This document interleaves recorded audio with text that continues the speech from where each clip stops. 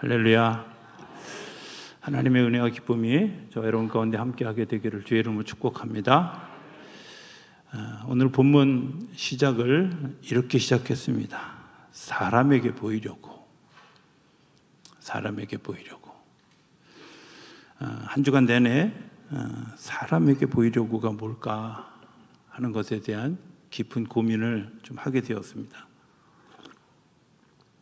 그런데 우리의 대부분의 행동들이 사람에게 보이는 것을 의식하고 살아간다, 이런 생각을 하게 되죠.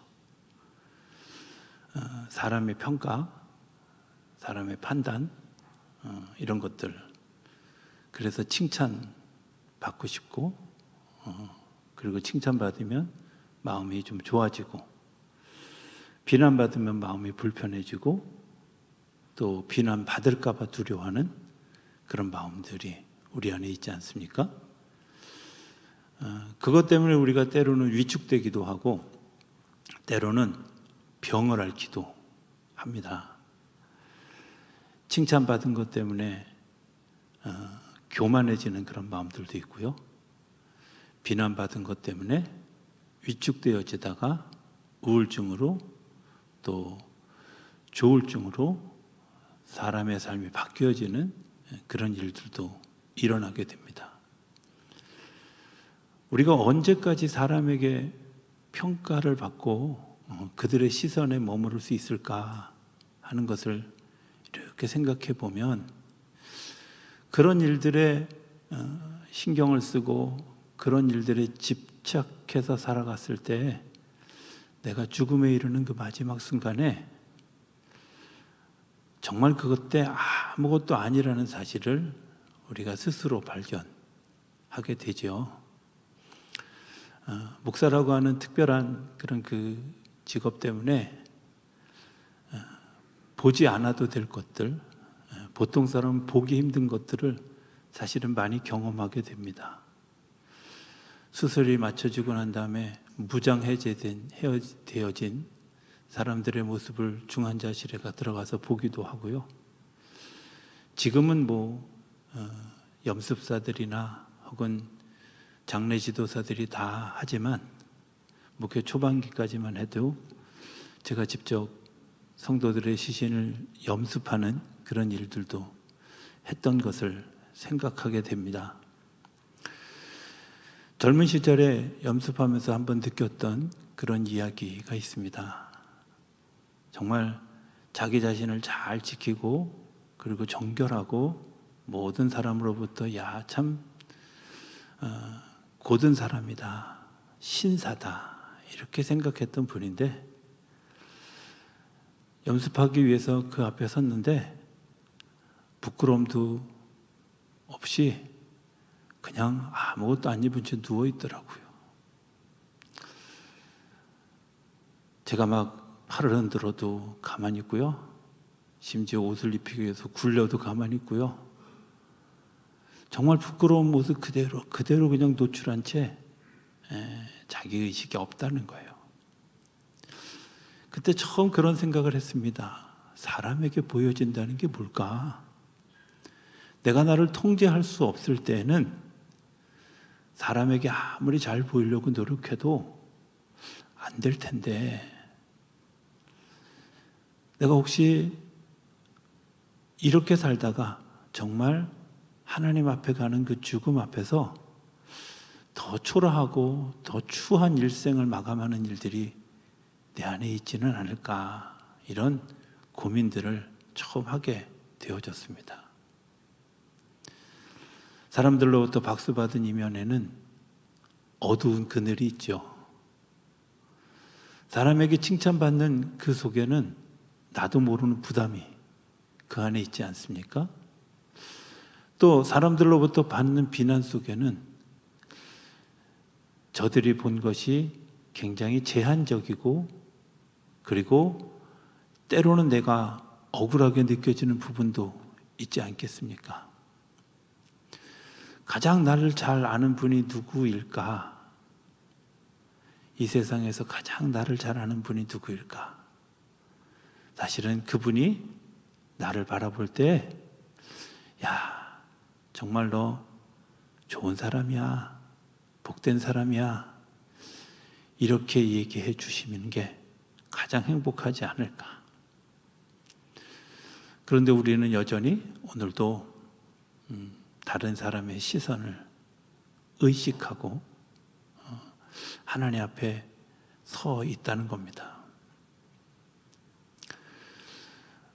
제가 목회하기 전에 여러 교회를 순방하면서 예배를 드렸던 경험이 있었습니다. 부자 동네에 부자 교회에 가서 예배를 드리게 되어졌습니다. 교회 들어갈 때부터 대리석이었고요. 저랑 옆에 앉은 분들의 그 옷이 번쩍번쩍 빛이 나는 것처럼 느껴지는 아주 고급스러운 그런 옷들, 또 고급스러운 가방, 아주 고급스러운 그 손목시계, 이런 것들 때문에 위축되어졌어요. 초라한, 이제 신학생에 불과한 젊은 제게 정말 요즘 아이들 하는 말로 넘사벽 같은 그런 그 한계를 느끼게. 근데 그때 그런 마음이 들었어요. 제가 예배하러 하나님을 향해서 왔는데 예배 외에 다른 거 자꾸 쳐다보고 있구나. 쓸데없는 것에 내가 눈을 돌리고 있구나, 이런 생각을. 사람에게 보이려고 하는 것, 오늘 성경은 이렇게 얘기합니다. 사람에게 보이려고 그들 앞에서 너의 의를 행하지 않도록 조심해라, 주의해라. 내 하는 행동의 의도 속에, 내 하는 동기 속에 이게 사람에게 잘 보이려고 하는 걸까? 아니면 정말 하나님을 향한 나의 고백일까? 이런 생각을 질문하는 거죠. 이사야서에 보면 이스라엘 백성들에게 이사야 선지자를 통해서 하나님이 책망하시는 말씀이 있죠. 너희들이 예배하러 온다고 와서 예배를 드리는 그 번제에 나 그 연기 냄새도 맡기 싫어. 너희들이 와서 마당에서 너희들끼리 뛰어놀고 웃고 그렇게 하는데 너희들 그거 예배가 아니라 마당만 밟을 뿐이야. 나는 너희의 그런 가식적인 예배, 사람에게 잘 보이기 위한 일단 형식적인 예배, 나 좋지 않아, 기뻐하지 않아. 그렇게 말씀해 주시죠. 성경에만 그런 것이 아니라 소위 1000년 넘게 진행되어졌던 중세라고 하는 그런 그 시대에 보면 기독교가 굉장히 타락한 모습으로 나타나죠. 왜 그랬을까? 하나님이 보이지 않는다고 하나님을 형상화하는 일들이 도를 넘었습니다. 그래서 뭔가 자꾸 보이는 대상을 향해서 기도해야 된다, 이런 일들이 늘어나게 되어졌고, 예배가 아주 복잡한 그런 그 구조가 되어졌죠. 그래서 성수를 돌리고 여러 가지 복잡한 예전이 있고, 그 예전에 참여해야만 되는, 그리고 예전에 뭔가 그 규율화되어져 있는 그런 일들이 있었지요. 또 신부들을 지나치게 신성시하는, 성물들을 지나치게 신성시하는 일들을 통해서 나중에는 정말 돌이킬 수 없는 면죄부를 판매하는 그런 일들까지 일어나게 되어져서 돈과 결박되어지고 세상과 결탁되어진 타락의 증세가 나타나게 되어졌습니다. 하나님이 그 예배를 기뻐하셨을까요? 이런 것이 질문이 됐습니다. 그런데 오늘 성경에 보면 이스라엘 백성들의 3가지 경건 생활, 구제, 기도, 금식조차도 사람에게 보이려고 하고 있는 모습을 예수님이 지적하는 거죠. 2절에 보면 이렇게 얘기합니다. 구제할 때 외식하는 자가 사람에게서 영광을 받으려고 회당과 거리에서 하는 것 같이. 뭐 하려고요? 구제하는데 사람에게 영광을 받으려고 거리에서 그 일을 한다는 거예요. 사람들에게 나팔을 분다는 거예요. 구제한다는 것이 뭘까? 이런 것 아니겠어요? 하나님이 우리에게 주신 것들을 높은 데서는 낮은 곳으로 흘려보내는 것이고요. 깊은 곳에서는 생명이 자랄 수 있도록 밑 위로 끌어올리는 거죠. 내 좌우의 균형이 맞지 않을 때 내가 마치 시소의 중심축에, 널뛰기의 중심축에 서 있어서 양쪽의 균형을 맞추기 위해 내 오른발을 왼발을 옮겨서 균형을 맞추는 일이 구제입니다. 하나님이 나를 통해서 이런 균형을 맞춰가기 위한 헌신의 모습, 나눔의 모습, 이게 구제이지요. 그런데 그 구제를 자기 영광의 도구로 썼다는 겁니다. 자기 영광의 도구로. 시골에서 살면서 들었던 그 속담 하나가 있습니다. 도토리는 들판을 내다보며 열매를 맺는다, 이런 말입니다. 표정들을 보니까 처음 들어보신 표정이 한 70% 되는 것 같은 생각이 듭니다. 이럴 때 저는 굉장히 자부심을 느껴요. 남들 모르는 거, 나 아는 것 같은 그런 마음이 있어서. 좀 이상했습니다. 도토리의 눈이 왜 들판을 바라보고 있다고 할까? 자신을 위해서 달려드는 청설모나 다람쥐를 보아야 되는 거 아니야? 왜 들판을 바라본다고 이야기할까? 이런 얘기도 들었습니다.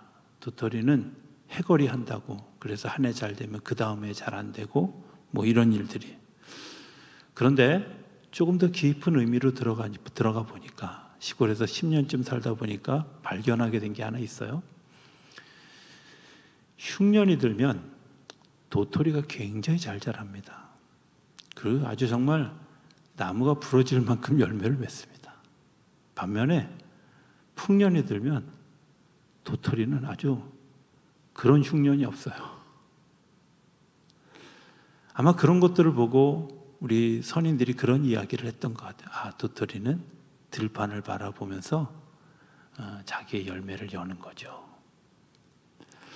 저쪽의 부족함을 메우기 위해서 하나님이 나에게 풍성함을 주시는 그 일을 온 힘을 다해서 열매를 뽑아내는 거죠. 구제는 이런 거 아니겠어요? 부족한 무엇을 위해서 나 자신을 극대화시켜서 베풀어가는.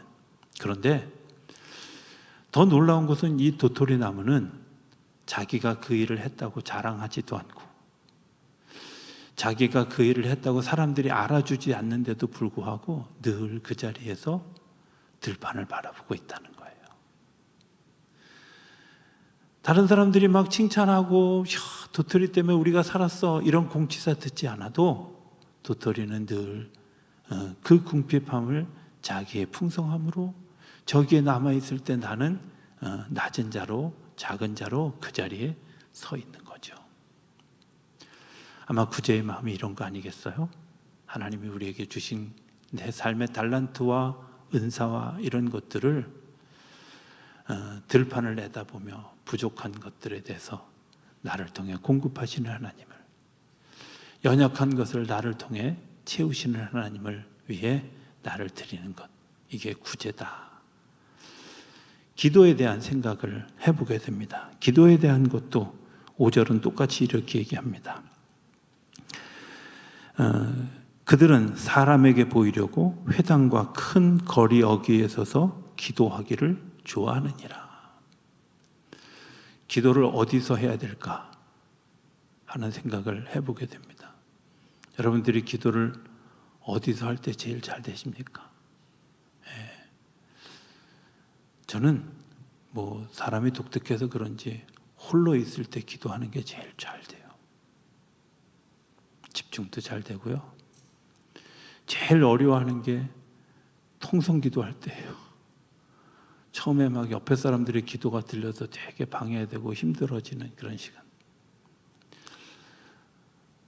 그런 거 아니더라도 생각해 보면 이런 일들이 있을 거라고 생각이 되어집니다. 기도를 통해서 되어지는 일들을 우리가 생각해 보면 그런 일들을 알 수 있다고 생각이 되어지죠. 하나님이 이런 마음을 한번 주셨던 적이 있어요.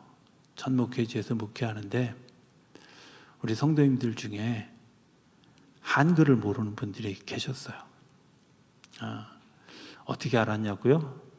몇 가지 알았는데 하나는 찬송 부를 때 꼭 반박자 늦게 나오더라고.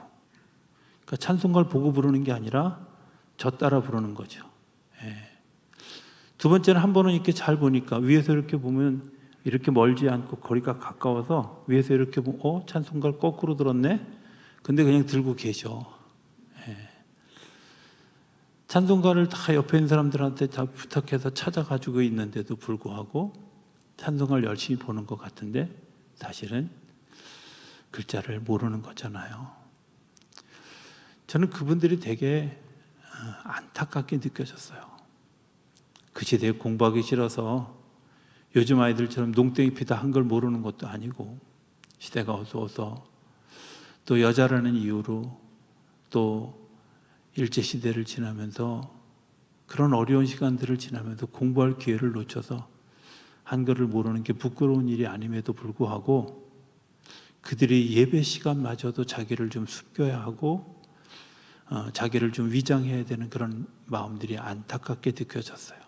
그래서 어느 날 어떤 마음을 하나님이 주셨냐면 요즘에는 그런 기계 없습니다. 이게 빔 프로젝트가 워낙 잘 나와서 그 당시에는 OHP라고 이 투명한 것에서 이렇게 글씨 써서 불빛 비춰가지고 벽에다 비치는 그런 기계가 있었어요.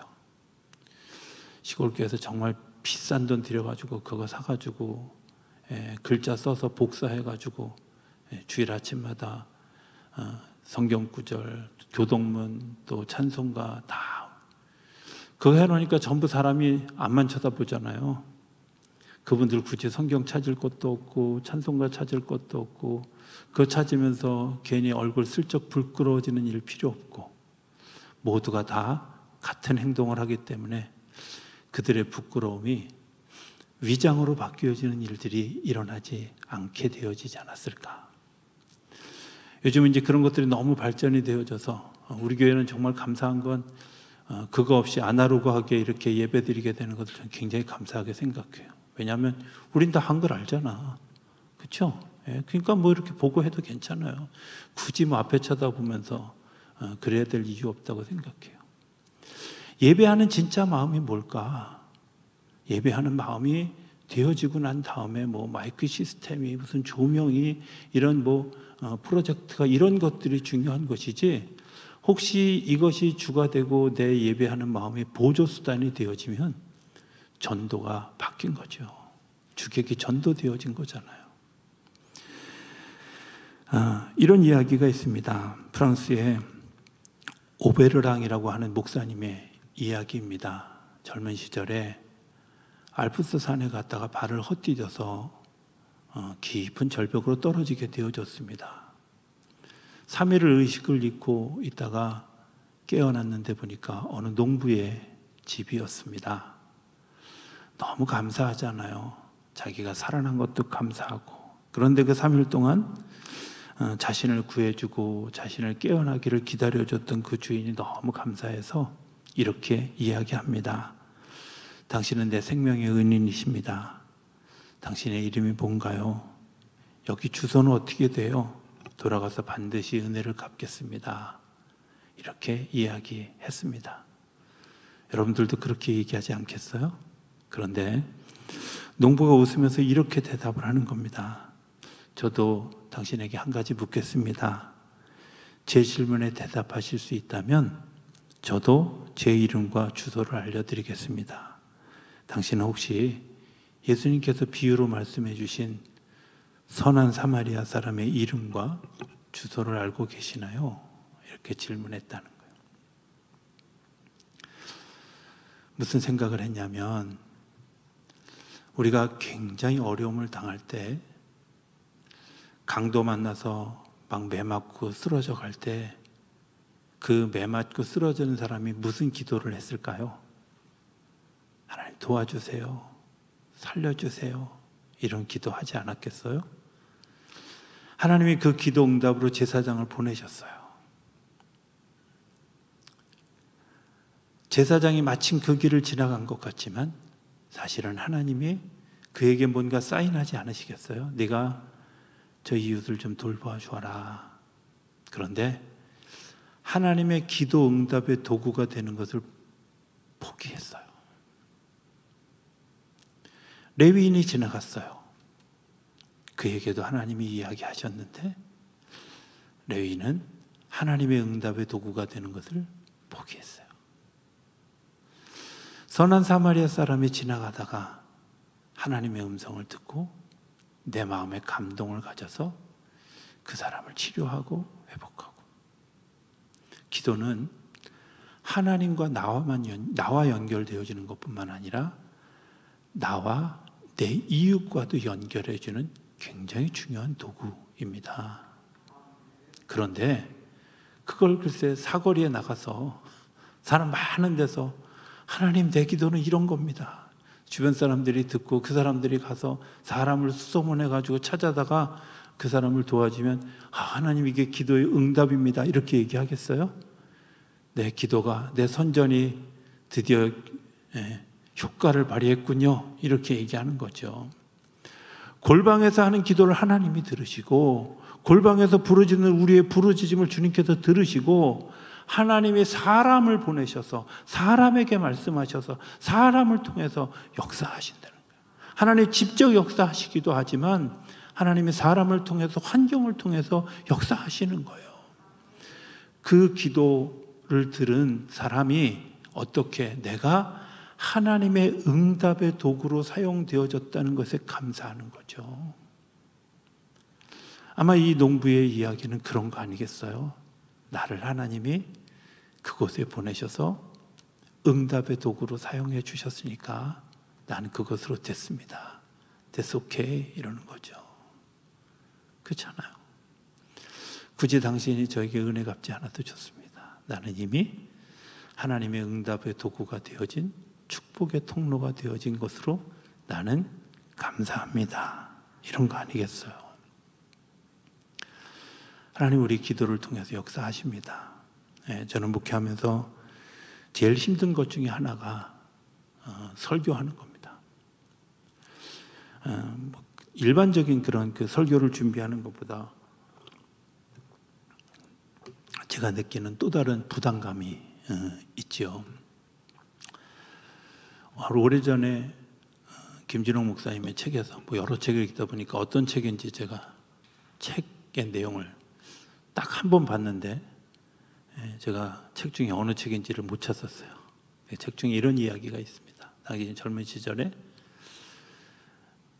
어렸을 때부터 교회 다니기 시작해서 예수 믿는 가정에서 3대째 가정에서 자라서 당연히 예수 믿고 잘 되어지기를 원했는데 대학에 들어가서 철학을 공부하면서 왠지 예수 믿는 게 시시해지고 미신인 것 같고 수준 낮은 사람이나 믿는 것 같은 그런 마음이 들어서 방황을 시작했다고 하는 이야기들이었습니다. 정말 자기가 막 피폐해질 대로 피폐해져서 더 이상 인생에 힘이 없다고 생각되어졌을 때 어느 수요일 날 예배당에 찾아갔답니다. 그리고 그 예배당에 가서 뒷좌석에 앉아 하나님 앞에 이렇게 기도했다고 하셔요. 하나님, 오늘 밤에 저 목사님을 통해서 말씀을 들려주시면 제가 당신을 평생 주인으로 뒤돌아서지 않고 내가 주님을 따라가겠습니다. 근데 아마 그때 그 교회가 건축하고 있었던가 봐요. 목사님이 건축하는 사람이 복을 받습니다. 헌금은 이렇게 하는 겁니다. 솔로몬의 영광이 어쩌고 저쩌고 막 이런 얘기, 헌금하고 복 받으라는 얘기만 열심히 하시더래요.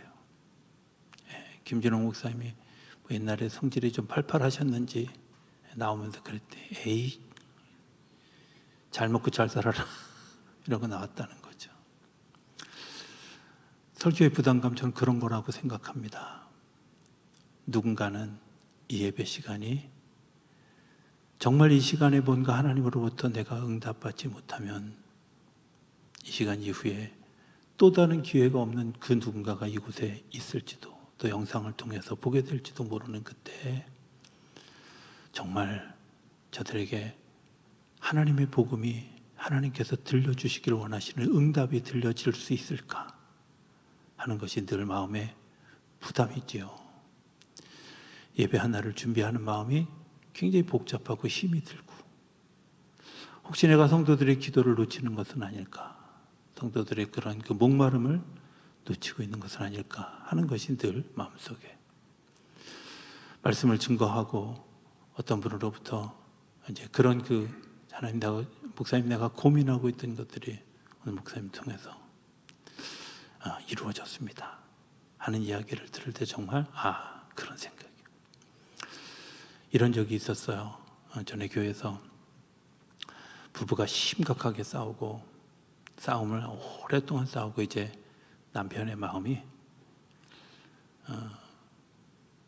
이제 더 이상 오늘 예배 드리고 가서 도장 찍는 걸로 마음의 결정을 내리고 왔대요. 근데 그날따라 목사님 본문하고 굉장히 거리가 먼 얘기를 갑자기 툭 꺼내면서 원수까지도 사랑하라고. 근데 그 다음 얘기가 뭐라? 아무리 자기 부인이, 아무리 자기 남편이 미워도 원수보다 더 하겠냐고. 이랬대. 난 내가 했는지도 기억을 못해요.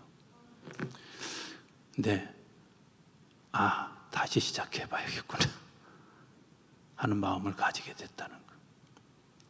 하나님이 사용하신 거죠. 응답의 도구로. 기쁘지 않겠어요? 우리의 기도는 골방에서 이루어져야 됩니다. 그런데 그 골방에서 이루어진 기도가 마당에서 열매를 맺게 되는 줄로 믿습니다. 삶의 자리에서 열매를 맺게 되는 줄로 믿습니다. 금식에 관한 이야기를 했으면 좋겠습니다. 금식이라는 게 뭘까? 내 육신적인 고통을 가하는 것들을 통해서 영적인 안목이 열려져 가는 겁니다. 그래서 이사야서 58장은 하나님이 기뻐하는 금식은 흉악한 결박을 풀어준다, 끊어준다 이렇게 얘기하고요. 내가 금식하는 동안에 내 육은 쇠하나 영은 활발해져서 하나님의 역사를 보게 되는 거죠.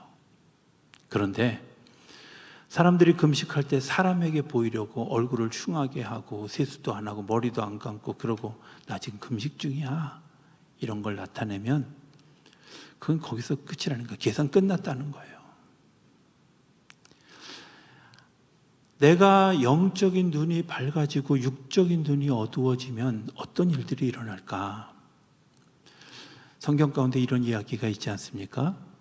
모세가 이스라엘 백성들 약 200만 명이나 되는 사람들을 이끌고 열흘길을 걸어서 가나안 땅 앞에 왔습니다.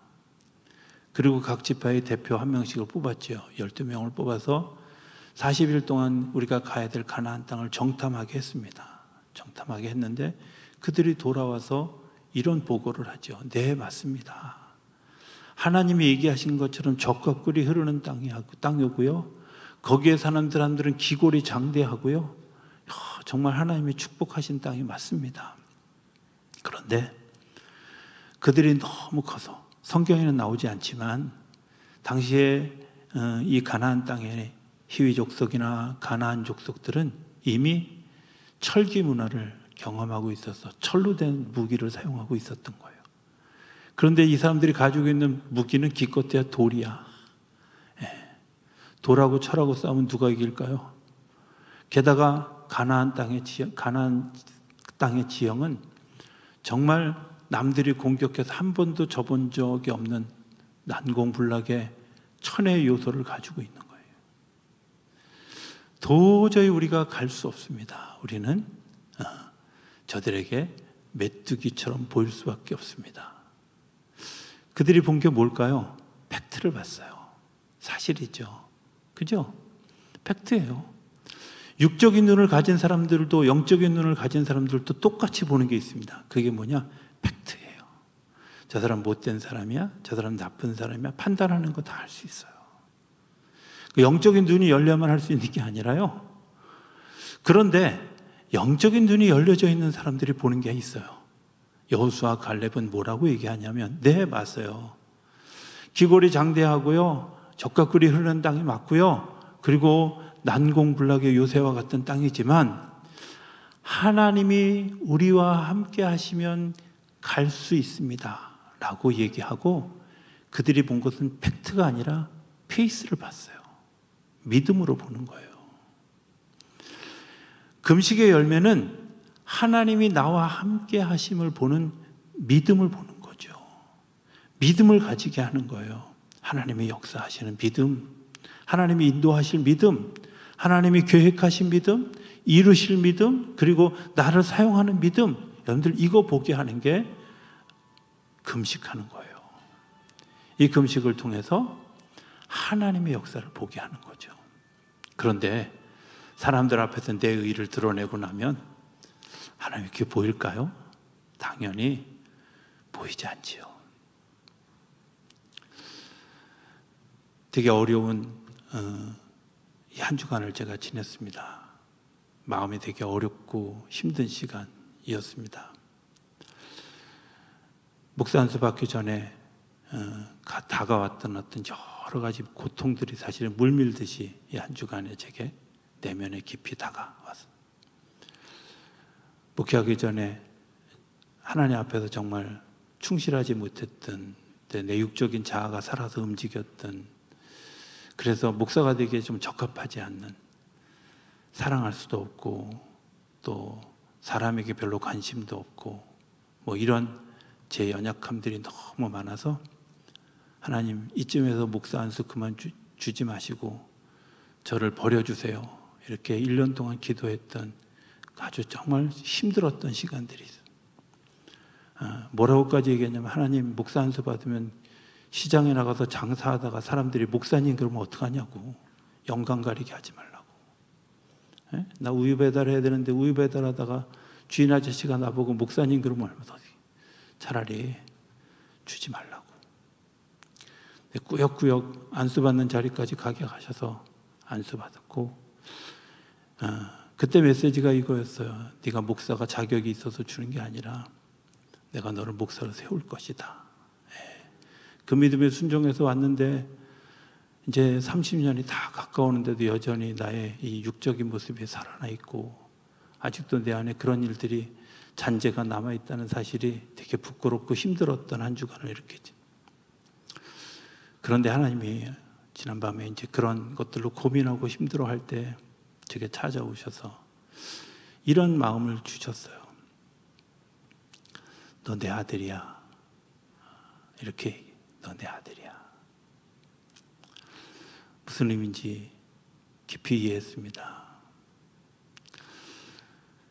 아이들이 사고 친다고 아이들을 집 밖에 내버리겠습니까? 나쁘다고 이야기하겠습니까? 사탄에게, 야, 이 아들 말썽 꾸리니까 너 좀 데려다가 어떻게 좀 한번 사람 좀 만들어 봐, 이렇게 하나님이 사탄에게 나를 내어주시겠습니까? 이런 거 아니잖아요. 하나님이 우리를 의롭지 않음에도 불구하고 그냥 의롭다고 하셨어. 그게 칭의라는 거예요. 내가 인정받을 만한, 자녀가 될 만한 아무것도 없어. 그런데 너 내 자녀야, 그리고 허락해 주시고 뿐만 아니라 자녀로서의 삶을 보장해 주시고 보호해 주시고 이끌어 주시는 거예요. 내가 잘나서 잘해서 뭘 이래서가 아니라 그냥 다. 너 사람들이 이렇게 정죄하고 사람들이 그렇게 이야기하는 것은 너 부끄러워할 필요가 없어. 네가 아무리 그 사람들이 그렇게 얘기한다고 할지라도 나는 너를 그렇게 생각하지 않아. 나는 너를 그렇게 여기지 않아. 이웃 사람이 걔 못된 놈이에요, 막 이렇게 얘기하고, 정말 모르는 사람들이 막 와서 아들을 고발하고 딸을 고발한다고 할지라도 아니야. 나는 그럼에도 불구하고 내 아들인 것을, 내 딸인 것을 놓쳐본 적이 없어. 그리고 나는 한 번도 나는 그에 대해서 관심이 멀어져 본 적이 없어. 이렇게 말씀해 주시는 말씀들이 가슴에 물밀듯이 밀려왔어요. 아, 그렇구나. 내가 연약하고 내가 잘나서, 내가 대단해서, 내가 뭘 잘해서 하나님이 나를 인정해 주는 게 아니라 정말 밑바닥에서 아무것도 없을 때에도 하나님이 나를 붙잡아 주셨고 이끌어 주셨고, 우리가 부를 찬송 하나를 가사에 좀 소개를 하기를 원합니다. 우리 찬송에 오늘은 찬송가를 좀 부르지 않고 CCM 찬양 하나를 좀 부를 예정인데요.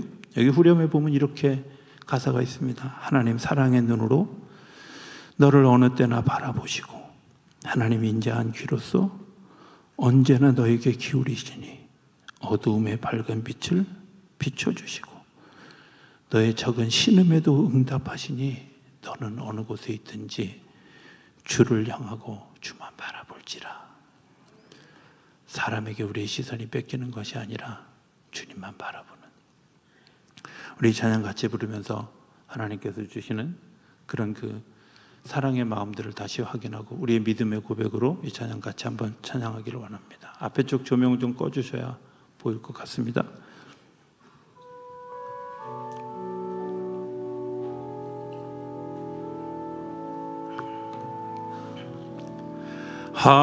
하나님의 사랑을 사모하는 자, 하나님의 평안을 바라보는 자, 너의 모든 것 창조하신 우리 주님이 너를 얼마나 사랑하시는지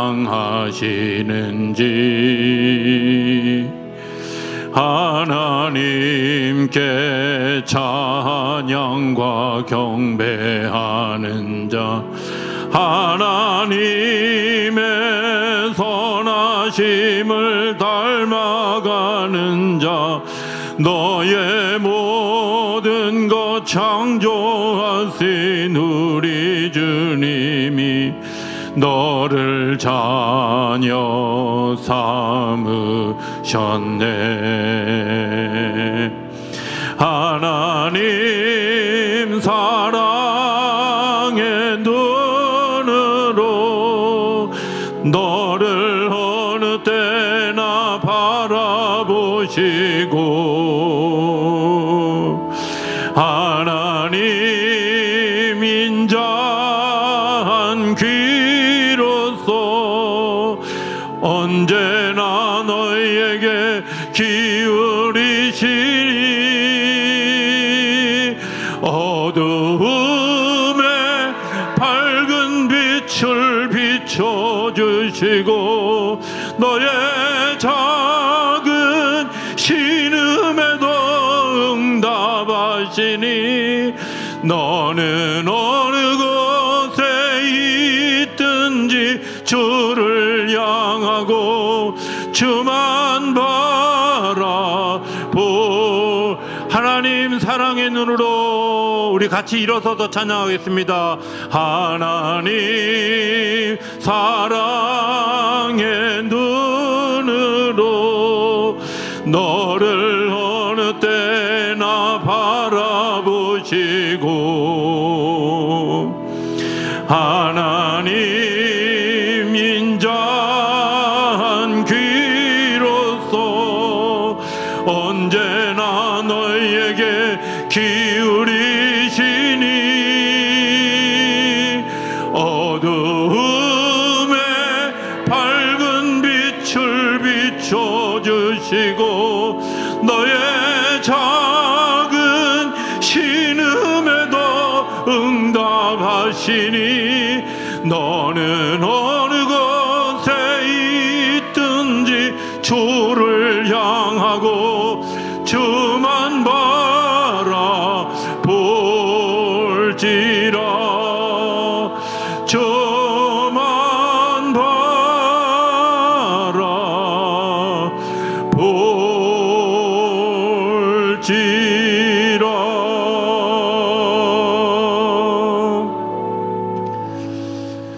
하나님의 사랑을 감사합니다. 우리의 삶을 사랑함의 눈으로 바라봐 주시고 어느 때도 우리를 지켜주시고 하나님의 그 사랑의 귀로서 우리의 작은 소리까지도 들어주셔서 어두움에 있을 때 빛으로 나아갈 수 있도록 인도해 주시고 우리의 아픈 신음에도 응답해 주심 때문에 오늘 우리가 여기에 있음을 고백합니다. 이제 사람 의식하지 아니하고 하나님을 향하여 예배할 수 있고 하나님 때문에 구제할 수 있고 하나님 때문에 기도할 수 있고 하나님이 하시는 일을 보기 위해 금식할 수 있는 저희들 되게 하여 주시옵소서. 그래서 우리의 일상 가운데 하나님을 늘 경험하며 하나님의 역사 안에서 사는, 넘어졌을 때라도 하나님의 인도하심이 있음을 믿기에 믿음으로 걸어가는 우리 모두가 되게 하여 주시옵소서. 이제는 우리 주님 예수 그리스도의 크고 놀라우신 은혜와 하나님 아버지의 무한하신 사랑하심과 성령님의 감동과 교통하시는 귀한 역사가 오늘 이곳에서 영상 앞에서 예배하는 주의 자녀들, 저들의 가정, 일터, 삶의 자리 위에 이제부터 영원토록 함께 하시기를 간절히 축원하옵나이다. 아멘.